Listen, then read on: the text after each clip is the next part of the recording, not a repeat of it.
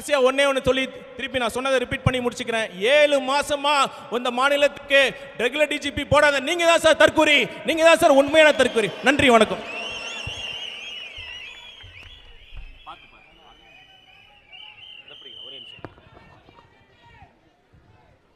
ஓம் சக்தி பராசக்தி.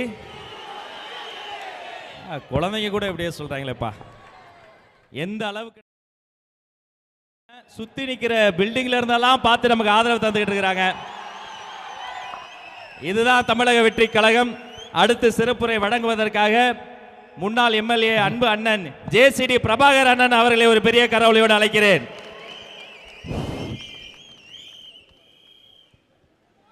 பேரன்பிற்கும் மிகுந்த மரியாதைக்கும் உரிய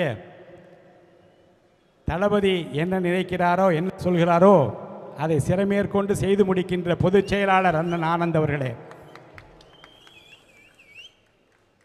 தலைமை பொறுப்பிலே எப்படி நடந்து கொள்ள வேண்டும் என்று இளைஞர்களுக்கு வழிகாட்டி கொண்டிருக்கிற அருமை அண்ணன் ஆதவ் அர்ஜுனா அவர்களே, அண்ணன் அருண்ராஜ் அவர்களே, சகோதரர் வெங்கட்ராமன் அவர்களே, அண்ணன் VS பாபு அவர்களே, கூட்டுடன்று எதிர்வரினும் கூடி எதிர்க்கிற ஒரு ஆற்றல் படை எங்கே இருக்கிறது என்றால் அது தமிழக வெற்றி கழகத்திலே தான் இருக்கிறது, வேறு எங்கும் இல்லை. இங்கே நம்முடைய மாவட்ட கழக செயலாளர் வெகுண்டு எழுந்து பேசினார், உணர்ச்சி பூர்வமாக பேசினார், உள்ளதை பேசினார். என்ன நடக்கவில்லையோ எது நடக்க வேண்டுமோ அதை விளக்கமாக கூறி அதை தொடர்ந்து அருமை சகோதரர் அருண்ராஜ் ஐஆர்எஸ் அவர்கள் எல்லா விஷயங்களையும் அழகாக தொட்டார். செவிடன் காதிலே ஊதிய சங்காக தமிழக வெற்றி கழகம் தொடர்ந்து சொல்லி வருகிற எந்த செய்திகளையும் முதலமைச்சர் காதுக்கு எட்டியதையோ எட்டவில்லையோ தெரியவில்லை என்றுதான் கோட்டைக்கு பக்கத்திலேயே போராட்டத்தை போட்டிருக்கிறோம்.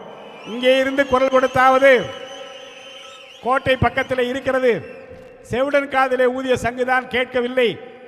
கோட்டைக்கு யார் போக வேண்டுமோ அவரை அனுப்புவதற்கு நாங்கள் தயாராக வந்திருக்கிறோம். தளபதி விஜய் அனுப்புவோம்.